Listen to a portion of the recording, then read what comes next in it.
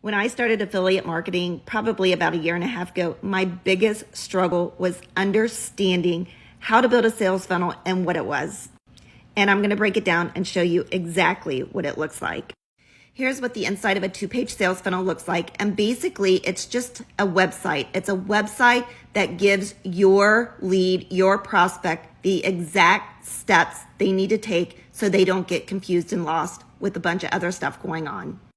The first page is an opt-in page. You also may hear landing page, but this is where your prospect goes to put their name and email address inside.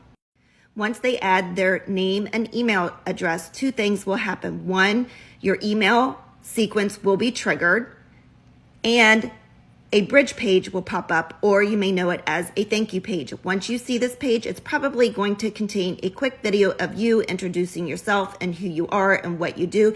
And you will also at that point introduce the product.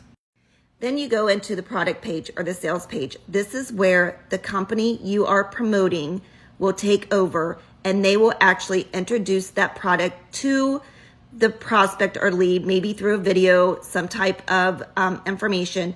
And then at that point, that company takes over closing the sale for you.